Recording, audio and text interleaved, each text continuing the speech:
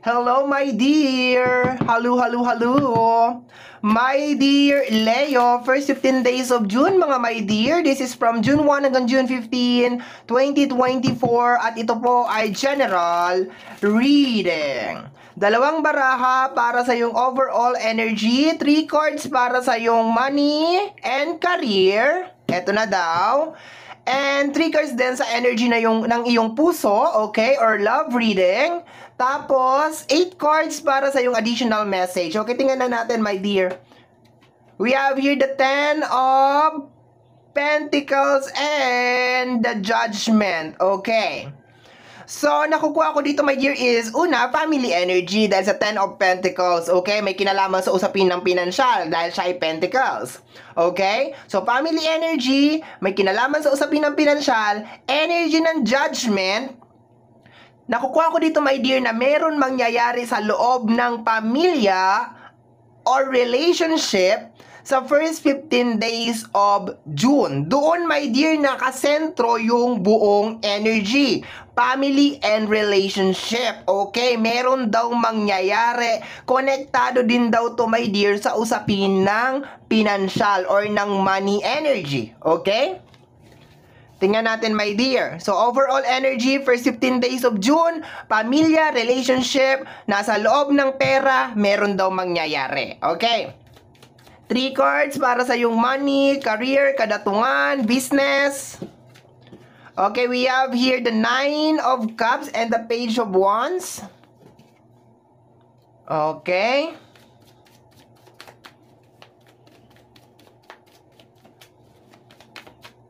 Ito daw. Okay. Sa energy ng 9 of Cups, meron parating, my dear. Para sa'yo lang to, my dear. So, ibig sabihin, posibleng hindi kasama or hindi included yung energy ng family. Okay. So, posible, my dear, na i-grab mo tong opportunity. It is a clear indication na may opportunity na parating dito, my dear Leo. Pero posibleng hindi kasama ang family. Kasi makipot lang, my dear, yung daan papunta doon. Sabi pa nga nila, ang daan papuntang success ay napakakipot. So, hindi mo pwedeng maisasama lahat. Kahit nasabihin natin, my dear, na nangangarap ka para sa pamilya, para sa anak mo, para sa asawa mo, para sa lahat. Pero hindi mo muna sila pwedeng isama. Sa energy ng page, something fresh. 8 of Pentacles, may kinalaman sa work. Okay, so, tingnan natin. Posibleng minamanifest mo na may kinalaman sa pamilya, mangyayari daw, or asawa, relationship. Ayan, my dear. May kinalaman, usapin ng pinansyal. Maganda tong card na to, my dear. Kasi meron daw parating sa'yo, my dear, na money. Dito sa energy ng 8 of Pentacles, meron daw parating sa'yo na pera. Ayan, posibleng trabaho. Sa energy ng 9 of Cups, matagal mo na daw itong hinihintay, my dear. Something fresh, something new sa energy ng Page of Wands. Diba? Very, very nice. Pero meron akong nakukuha, my dear, yung energy na hindi mo nakasali yung pamilya. Posible, my dear, na baka hindi mo muna makakasama. Dahil dito sa opportunity na to, hindi mo muna makakasama ang iyong pamilya. Or dahil sa opportunity na to, kinakailangan mong malayo sa iyong pamilya. Yun ang nakukuha ko na energy, my dear. Okay? Hindi yung typical na parang hindi mo sila maisasama talaga dun sa pangarap mo na yun. Kasama pa rin sila. Pero, itong opportunity na to, parang ikaw lang, my dear, ikaw lang talaga, my dear, ang pwedeng mag-grab nito. Hindi mo pwedeng utusan yung isa sa kanila or dalawa sa kanila na, oy, ikaw muna yung kumuha ng opportunity. Hindi. Parang ikaw talaga to. Kumbaga, kailangan mo talaga siyang i-process, kailangan mo talaga siyang i-grab, kailangan mo talaga siyang trabahuin, my dear. Good news is, may something na magandang mangyayari sa usapin ng money. Okay. Ng iyong kadatungan. Let's go tayo sa energy ng iyong puso. Okay, tingnan natin, silipin natin. Ito daw. Okay, we have here the High Priestess. Ito daw. We have here the 7 of Cups. And the Wheel of Fortune. My dear, malalagay ka na naman ulit sa multiple choice. Okay? Parang nakukuha ko dito, nag-aagaw yung energy ng kagustuhan mo at saka ng pangarap mo. Parang naglalaban yung isip mo at saka yung puso mo. Yun ang nakukuha ko dito, my dear, first 15 days of June. No, nabanggit ko na kanina na merong opportunity na parating, my dear Leo, na may kinalaman sa usapin ng pinansyal. Kaso, isa dito, my dear, sa area ng iyong puso, gusto mong makasama ang pamilya mo. Or yung iba siguro sa inyo, gusto mo nang magpahinga together with your family. Pero hindi siya mangyayari, my dear. Okay? Hindi siya mangyayari. Marami sa inyo, my dear, ang posibleng umalis. Yun na nakukuha ko. Posibleng umalis, maghanap ng trabaho, malayo ulit sa pamilya. Alam mo yung typical na parang katatapos mo pa lang ng isang kontrata, pero, or matatapos ka pa lang sa isang kontrata o isang project or isang trabaho, pero matatapos pa lang ha, kumbaga ibig sabihin parang nagbibilang ka pa lang dito, meron pang mga ilang buwan, hindi pa talaga magtatapos yung kontrata, pero yung isip mo, my dear, is nandoon na naman ulit sa susunod na trabaho, no? Kumbaga parang nag-aagaw siya, my dear, no? Yun na nakukuha ko na energy. Okay, tingnan natin, additional cards tayo, my dear. Let me see. Ito daw, itong dalawang to. We have here the King of Pentacles and the Five of Wands. Energy of providing or provider energy, my dear. Doon nakapokus yung buong energy mo, my dear, ang makapag-provide. Pero at the same time, gusto mo kasi ng day off. Sabihin na lang natin, my dear, para hindi magulo. Gusto mo ng day off, gusto mo makapagpahinga, gusto mo ng quality time. Kaso parang nararamdaman mo na hindi pa pwede. Yun na nakukuha ko, my dear. Ang kagandahan lang sa reading na to, my dear, isang pinto ang magbubukas sa'yo, first 15 days of June, para matupad mo yung obligasyon mo sa pamilya mo or matupad mo yung pangarap mo. Ang bad news is, kailangan mong isantabi muna, my dear, yung manifestation mo na makasama ang pamilya or makapagbakasyon kasi parang hindi pa siya panahon. Parang kalaban mo dito, my dear, yung sarili mo. Okay?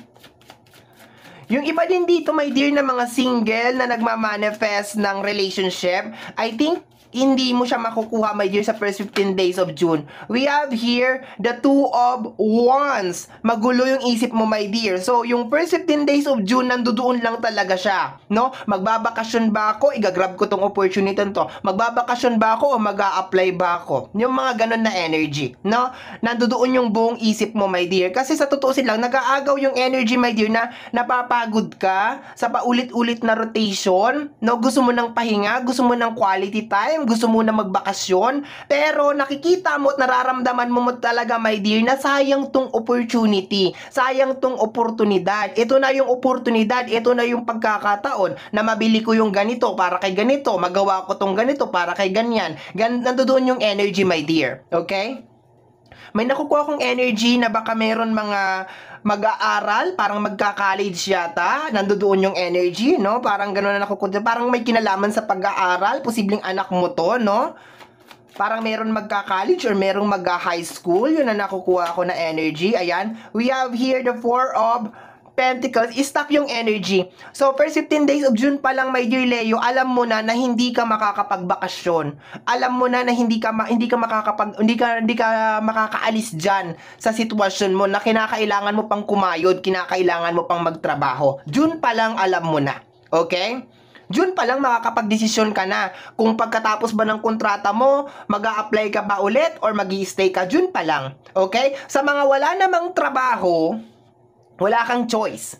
Ipagpapatuloy mo at pagpapatuloy mo, my dear, yung pag-a-apply. No? Kahit sabi mong tinatamad ka or ayaw mo pang kumilos, wala kang choice. Ihilahin ka ng first 15 days of June, my dear, na mag-apply, na magtrabaho, or kahit hindi mo gusto yung trabaho na yan, mapipilitan ka, my dear. Yun yung energy ng first 15 days of June para doon sa mga walang trabaho. Okay? Or naghahanap ng trabaho. Kung noon, hirap na hirap ka maghanap ng trabaho, hintayin mo ang first 15 days of June, my dear. Talagang hindi mo alam kung bakit nagkakagano. Mapipilitan ka talaga, my dear. Magugulat ka, bigla ka na lang magkakatrabaho. No? Kahit hindi mo gusto yung trabaho na yan, igagrab mo yan. No? Parang meron akong nakukuha dito na parang, yun nga, yung energy na parang meron ka pinaglalaanan, parang meron mag-aaral, parang meron ka pinaglalaanan na something like that. Okay? And I think dire-diretso na to, my dear, hanggang matapos yung 2024. Okay, hanggang matapos tong taon na to, my dear, dire-diretso na yung energy, working na yung ano mo, yung iyong energy, more on work ka na talaga, busy na, my dear.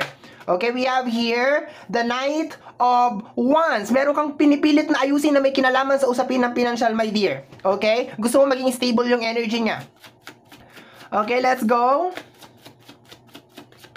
What is this? We have here the Sun card. Okay, so mananaig, my dear, yung energy ng new beginnings, no? Hindi mananaig, my dear, yung may stuck ka dun sa isang sitwasyon. Problema sa usapin ng pinansyal, problema sa pamilya, problema sa obligasyon, providing energy, provider energy. Kasi ang energy ng Sun card is new beginning. So, moving forward ka, my dear Leo, kung ano yung makakatulong sa'yo para matupad yung mga pangarap mo, dun ka. Okay? Last two cards, we have here the Moon card, separation. Marami ang mahihiwalay sa inyo, my dear. Marami ang mag-uumpisang ending. Hindi to literal, my dear, na parang separation or ending or hiwalayan. Pansamantala lang to, my dear. Kinakailangan lang siyang mangyari kasi kinakailangan mong magtrabaho. Okay? Or hindi mo na kayo pwede magsama kasi kailangan mo magtrabaho. We have here the 10 of Pentacles, more on family energy, my dear. So, more on sakripisyo ka, my dear, first 15 days of June. Okay, we have here the energy of Death card. Magician, the 8 of... Ayan, 8 of Wands, the 2 of Cups. Ayan, no? Meron talagang separation, my dear, na mangyayari. At karamihan dito, my dear, kaya kayo magkakaroon ng separation is because of career energy. No? Kailangan mo, my dear Leo, i-grab yung oportunidad, yung opportunity na dumadaan sa iyong harapan. Okay? And at the same time, yung energy ng ending, my dear, ng Death card na hidden message is may kinalaman din to, my dear, sa mga suliranin mo sa buhay. So, yung pinaka-overall energy, my dear, is lahat ng kilos mo, lahat ng action mo, my dear, first 15 days of June, June 1 hanggang June 15, ay may kinalaman para matapos yung mga stress mo, obligasyon mo, responsibilidad mo sa iyong buhay. Okay? So, maganda naman yung energy. Medyo malungkot lang talaga kasi meron mga separation na mangyayari, pero ganun talaga ang buhay, my dear Leo. Okay? So, my dear, yan ang reading mo para sa iyong first 15 days of June. Somehow, my dear, kung nagustuhan mo to, especially kung napadaan ka lang, don't forget to subscribe. Pag-click lamang po ang notification bell para ma-update ka sa aking mga upload. And free to like, free to share, free to comment sa lahat ng ating mga videos. Once again, my name is RJ, also known as Apo J. Maraming salamat po. And until next time, bye-bye. Thank you, my dear. Salamat po.